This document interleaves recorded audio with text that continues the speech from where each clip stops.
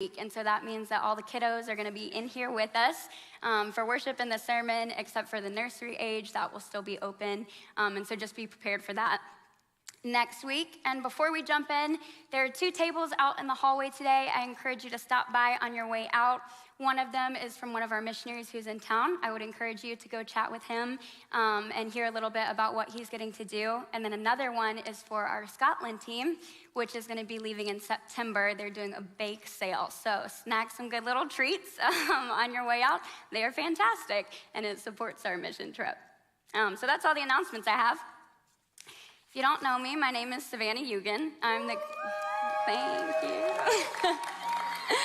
I'm the community outreach pastor here at Riverstone. I've been on staff for a few years now, and recently also became Tom's assistant to help with his scheduling. So I kicked him out of town this week so I could sneak up here. Don't tell him I'm up here. Just kidding, he might be watching the live stream. Sorry, Tom.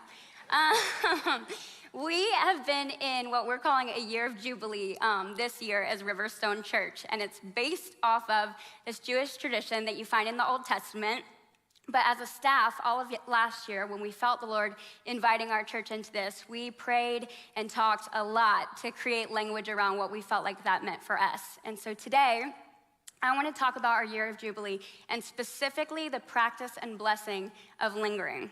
And so I think it's helpful for those of y'all who don't know what our language is around this year of Jubilee, and for those of y'all who have not been reviewing it lately. I just want to read it over us today. Let's see if I've got this on. Oh, I clicked the wrong way, I'm sorry.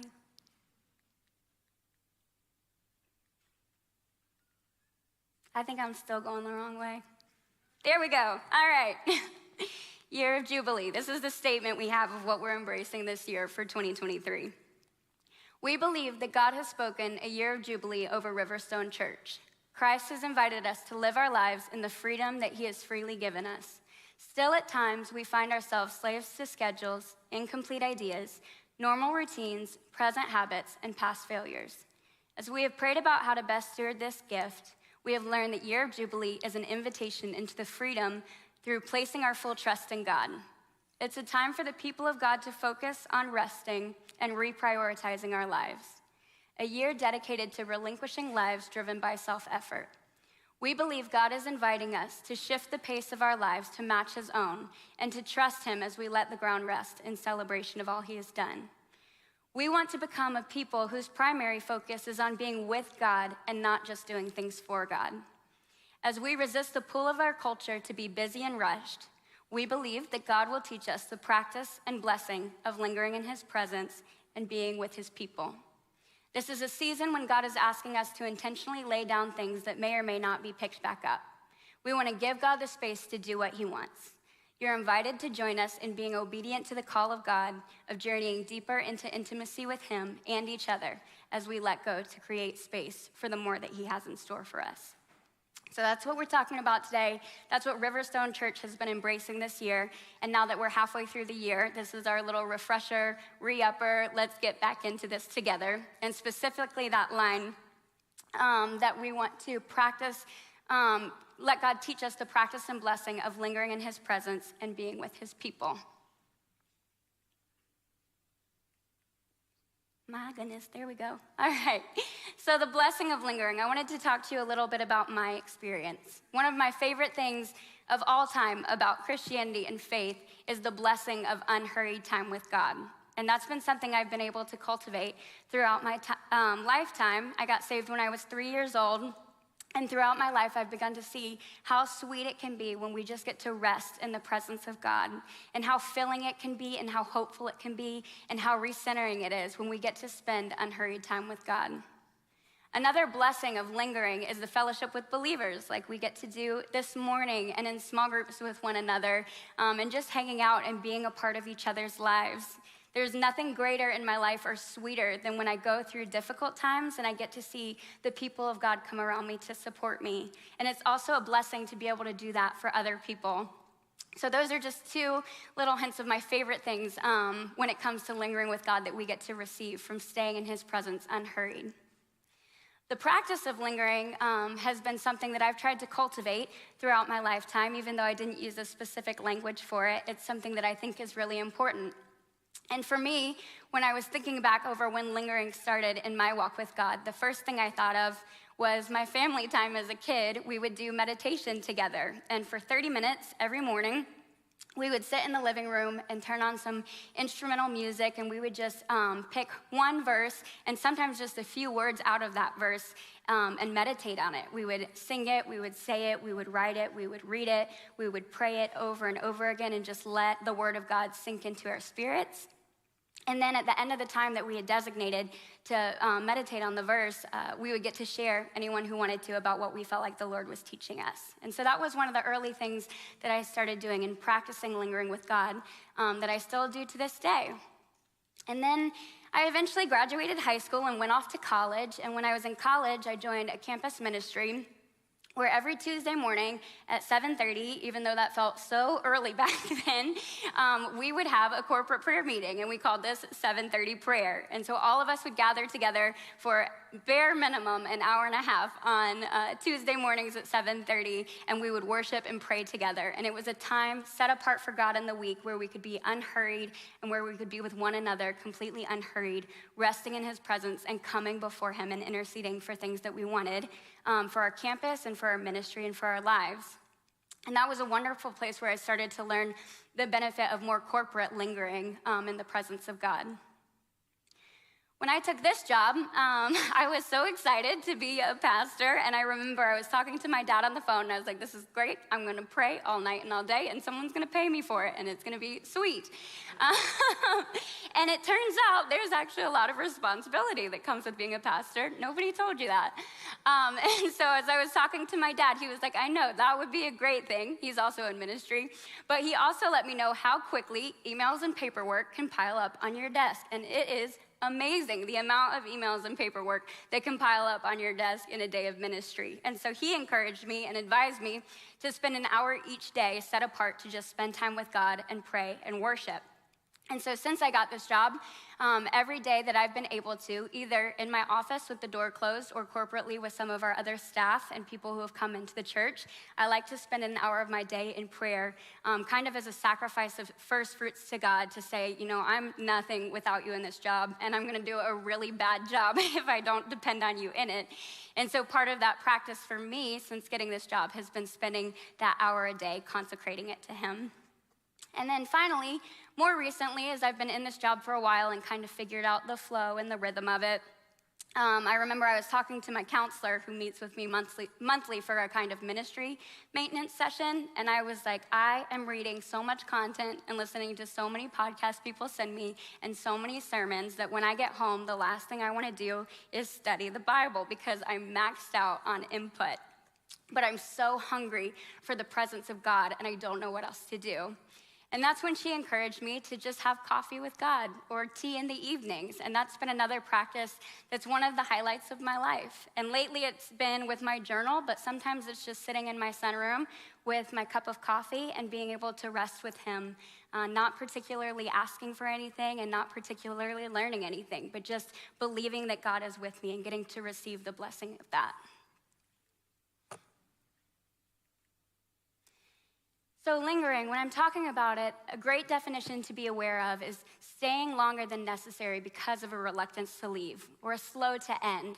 And like I'm talking about, this is part discipline, it's part desire. It's a part blessing and part a practice that we have to incorporate and choose for our lives.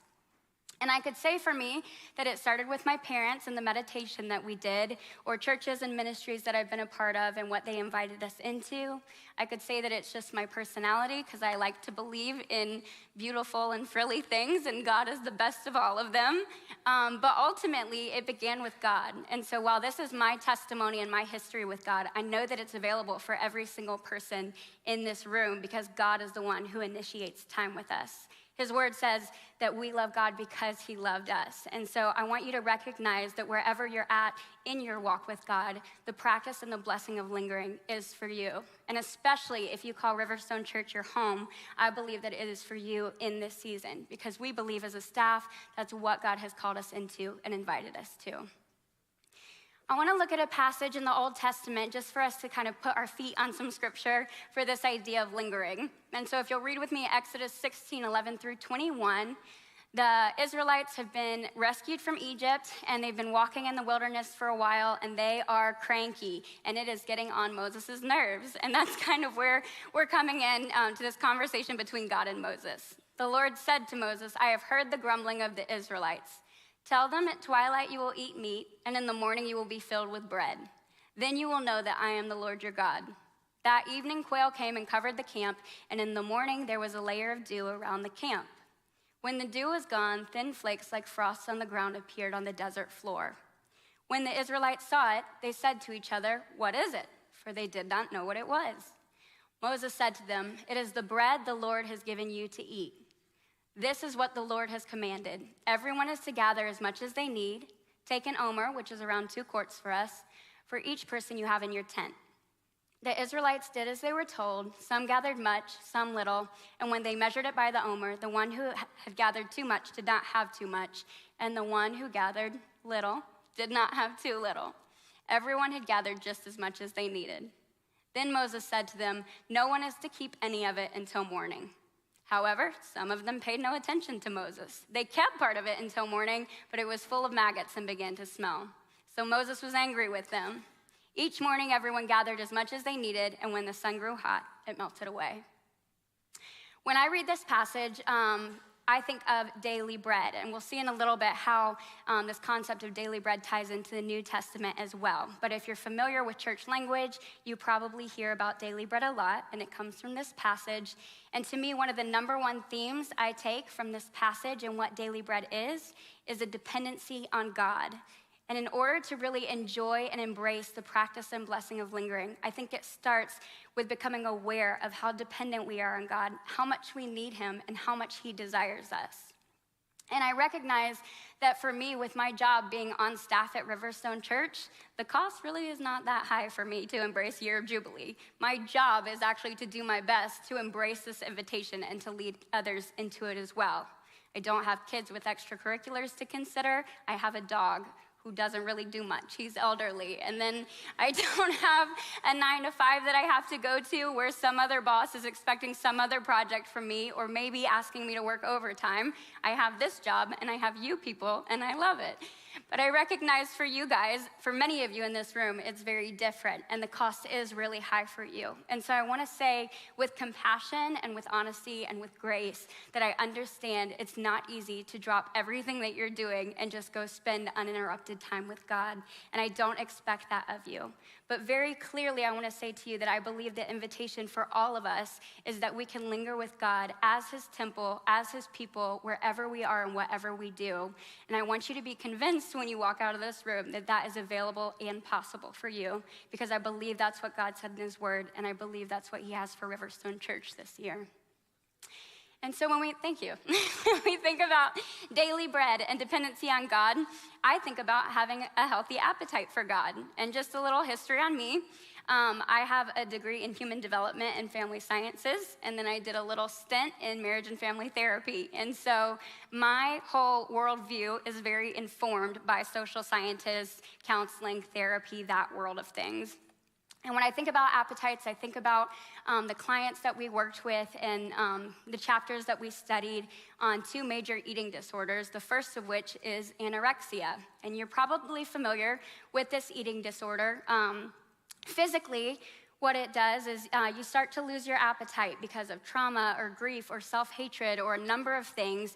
Your appetite decreases. And then when you go to eat, you have no appetite, so you're not eating enough. You're not getting the nutrients you need. You start to lose weight, and then your stomach over time begins to shrink, and you get stuck in this vicious cycle of not having an appetite and not being able to feed yourself and not getting the nutrition you need. And then the next time you go to eat, you have less of an appetite because your stomach is shrinking. And I think spiritually, there's a very considerable parallel between anorexia in our flesh and anorexia in our spirit. I think that many times we can come into church or small groups or approach our quiet time and we're not really feeling it. Our heart's not really there. We don't have the desire, even though we're maintaining the discipline. And we just sit and it just like almost goes past us. Like you may have been in a church service and you just walk away feeling empty still, or you go to pray and you don't hear God respond to your cries, and so you walk away feeling empty again. And so then the next time, when next Sunday rolls around or the next small group runs around, or it's time for you to pray again, you're like, I don't even really have an appetite to do this anymore. And you get stuck spiritually in this vicious cycle where you know that you should be eating and you know that you need God to sustain you, and you just can't quite get your heart in that place. And this is one of the things I feel like the Lord wants to free people in here from today. Another common eating disorder you've probably heard of is bulimia. And this is a pattern of binging on food and then purging the food that you've eaten. And I think spiritually there's another parallel that we can see where sometimes we go all in and we start listening to podcasts and reading the Bible and going to every church event that we can. You get full of like almost this hype of like, I am there for God doing everything, and it's amazing. And then like because of how big it is and how full you get, you can just go months after that. Maybe not months, maybe it's weeks, maybe it's days. But you just go time without actually desiring to be in the presence of God again, because you're riding that high from the last thing that you did with God. And I believe that a healthy spiritual appetite is one where we have the hunger for God and we come and trust him to fill it, and he fills it for us. And then the very next day, the very next moment, we come back to him to start it all over again, because he's that good and he knows what we need and he knows how to sustain us. I want to look at a New Testament. It's a beautiful parallel to Exodus, which I just love to see that in the Bible when the Old Testament and the New Testament complement each other. In this passage, Jesus is talking, and so we get to hear the words from his very mouth written into his word, John 6:27 through 37. Do not work for food that spoils, but for food that endures to eternal life, which the Son of Man will give you. For on him, God the Father has placed his seal of approval. They asked him, what must we do to do the works God requires? Jesus answered, the work of God is this, to believe in the one he has sent. So they asked him, what sign then will you give that we may see it and believe you? What will you do? Our ancestors ate the manna in the wilderness. Look at that. As it is written, he gave them bread from heaven to eat. Jesus said to them, very truly I tell you, it is not Moses who has given you the bread from heaven, but it is my Father who gives you the true bread from heaven. For the bread of God is the bread that comes down from heaven and gives life to the world. Sir, they said, always give us this bread. Then Jesus declared, I am the bread of life. Whoever comes to me will never go hungry, and whoever believes in me will never be thirsty. But as I told you, you have seen me, and still you do not believe. All those the Father gives me will come to me, and whoever comes to me, I will never drive away. That passage to me is so beautiful. I wish I could just stand up here and read the Bible to you all morning. I think there's so much meat in it that we could take for Year of Jubilee. Like, don't work for food that spoils, or having this attitude of always give us this bread. But ultimately, I think the big part is Jesus saying that I am the bread of life. And if you come to me hungry, I'm not going to turn you away. And so the blessing of lingering for all of us this morning, I believe, is that we can stay in the presence of God to be filled. If you are hungry for God, if you are hungry for something that is not satisfied, I believe with my whole heart that that satisfaction is found in God, and the nurturing that you need and the sustenance that you need is found in God. I believe another blessing of lingering with God and with his people is staying to rest. In Matthew 11:28, he said, come to me, all you who are weary and burdened, and I will give you rest. If you, in your life, considering the cost of accepting lingering and stepping into this year of Jubilee, feel burnt out and exhausted and like this is something that's impossible, the word of God for you this morning is Matthew 11:28. Come to me, all you who are weary and burdened, and I will give you rest. And so I want you to leave confident in that foundation of his truth. My personal favorite blessing of lingering is staying to be loved. And we see in John 15:9, as the Father has loved me, so I have loved you. Now remain in my love. And I think all of John 15, as he talks about abiding and God being the vine and us being the branches, really has to do with lingering and just resting in his presence to receive his love. And it's in John 15 where he says, this is how your joy is made complete. And so I want to be very clear. I might be sounding a tad like I'm preaching. You can be like perfectly happy and have the keys to success if you just take a little extra time for God. And that is not the message that I want you to walk out with here today. The message that I want you to walk out with here today is that there is joy in the presence of God, and it is available to you because you are His. You are the branch, and you are a temple of God. He rests in you, Christ in you, the hope of glory. And so there is joy for you, and there is peace for you in His presence and with His people. I want to read to you guys this beautiful commentary. It's one of me and my dad's favorites, and it's on a psalm by Alexander Maclaren. I'm going to forewarn you that he is about as dense as A.W. Tozer and then as poetic in his writing as C.S. Lewis. So we're not trying to tease this apart and understand all of it this morning. I actually just want to read it over you guys today, almost as a piece of poetry that I feel like really encapsulates the heart of this message this morning. And so you can just take a deep breath and enjoy this commentary by Alexander Maclaren as we wrap up. Let us take care, brethren, that we give our hearts to be influenced and awed and ennobled and tranquilized by the sense of evermore being in the house of the Lord. Let us see to it that we keep in that house by continual aspiration, cherishing in our hearts the ways that lead to it, and so making all life worship in every place what the pilgrim found the stone of Bethel to be, a house of God and a gate of heaven. For everywhere, to the eye that sees the things that are, and not only the things that seem, and to the heart that feels the unseen presence of the one reality, God Himself. All places are temples, and all work may be beholding His beauty and inquiring in His sanctuary. And everywhere, though our heads rest upon a stone, and there be night and solitude around us, and doubt and darkness in front of us, and danger and terror behind us, and weakness within us, as was the case with Jacob, there will be a ladder with its foot at our side and its top in the heavens, and above the top of it His face, which when we see it look down upon us, makes all places and circumstances good and sweet. So we're going to go into a time of ministry. I want to invite our ministry teams to come on up. There's a few things that I wanted to focus on this morning as we go back into worship to close the service. First, if you need peace and rest, if you've heard some of these things I've been sharing and it's something that you want, I invite you to come up and receive prayer from our prayer teams. I really don't think that there's anything magical about the altar, but I do know that there is something miraculous about two or more people gathering together and asking in the name of the Father. And so we want to partner with you and pray for you in that if you need it. If you have been thinking about the cost of what it's going to take for you to fully embrace this year of Jubilee halfway through the year, or if there are things that just came onto your plate that feel scary to let go of and to lose, we also want to pray with you this morning. And finally, if you don't know the love of God like this, like the way that His word speaks about Him and the way that we feel like He wants to reveal Himself this year of Jubilee, we invite you to come up and to receive prayer. But if you choose to stay in your seats, I just want to encourage you to focus on being with God and take a moment to just breathe and rest in His presence.